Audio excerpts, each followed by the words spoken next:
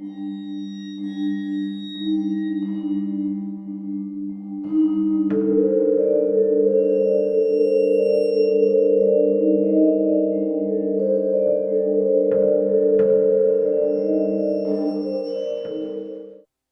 really wanted to talk about this special because, hell, it's interesting, but in my opinion, this is the perfect example of how you do not do a Halloween special. Halloween is Grinch Night?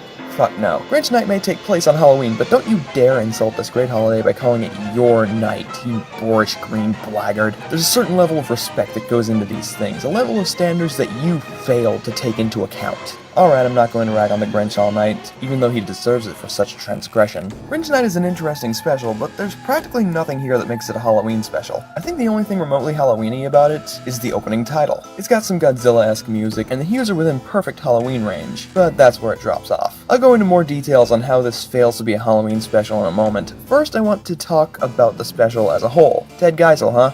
How many of you can place this name off the top of your head? I'll give you a hint. He's an author that goes by one of the most popular pseudonyms in American history. Still no clue?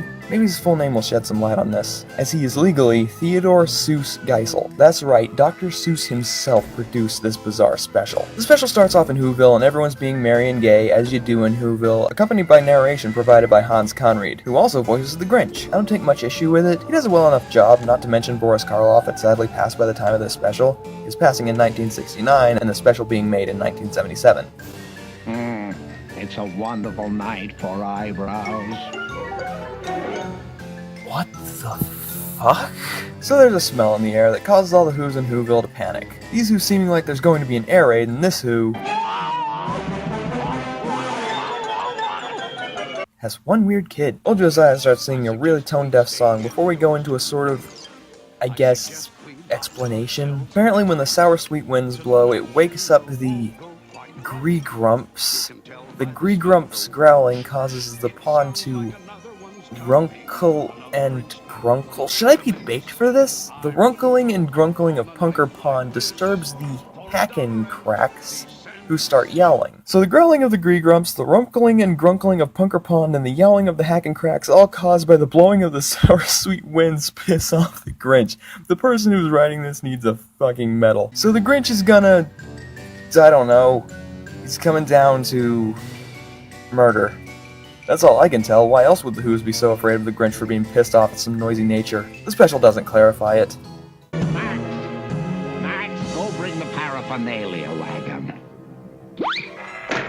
I've got a lot of cheaply made Grinch-related merchandise to scam the Whos with tonight. I do have to admit, though, the scene of Max fetching the iconic paraphernalia wagon is decently unsettling, especially if you know what it has in store, but that's about it. I kinda like how they treat the Grinch like a force of nature. A young Who named Euchariah suggests they call the Grinch Alarm Center to make sure the Grinch is even coming down, which he most certainly is, conveyed by basically a weatherman for Grinchy activity. What I don't like is the treatment of Max, especially since he gets an incredibly sad song about he basically hates his life and feels completely worthless and empty while the Grinch just sneers and jeers at him. What am I doing here? This looks a lot better without my glasses.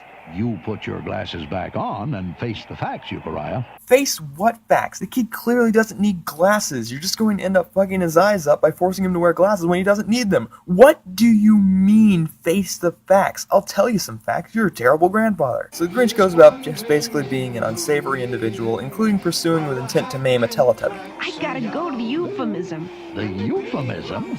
No one goes to the euphemism on a night like this. See, this is why you need indoor plumbing. Immediately after leaving the house, the kid gets blown away by the wind and lost. Saving on housing lost you your grandchild.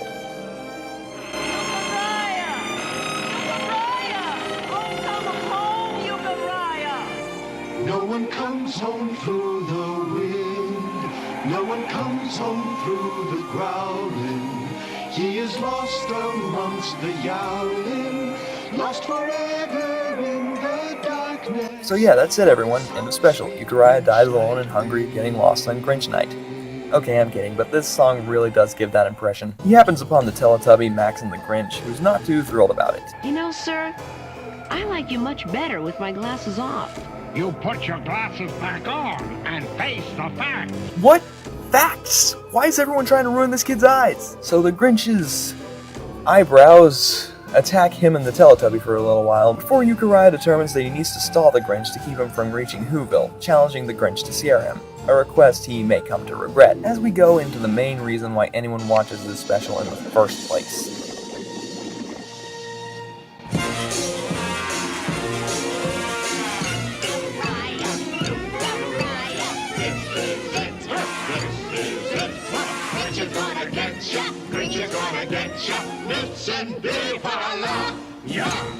For a special that's about 25 minutes long, the best part, the scene of the Grinch trying to scare Uriah, is about 4 straight minutes of surreal, insane imagery.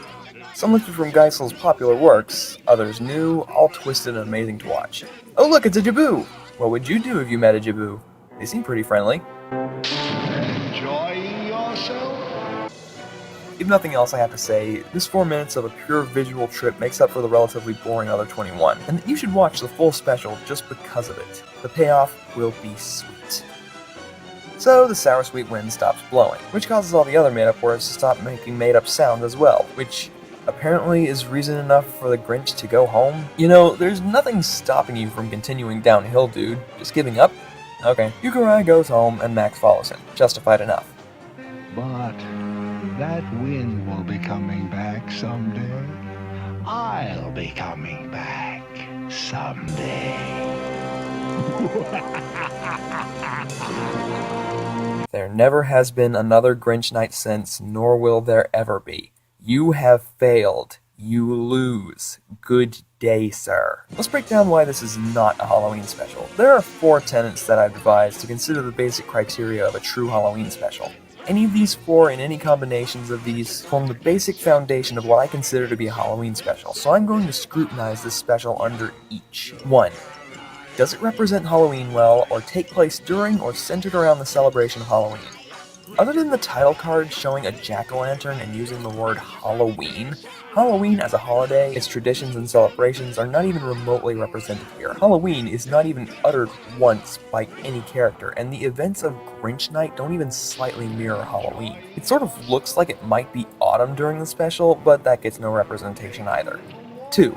Does it aesthetically simulate Halloween and the design choices best exemplified by the holiday? They couldn't even give the holiday proper representation as a holiday. Of course, there's no way they would manage a design aesthetic with such apathy. Does it pay homage to horror culture? It's a Dr. Seuss animation. What do you think?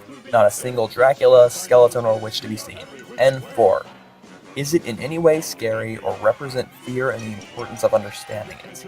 No. I'd be surprised if anyone's scared by this special.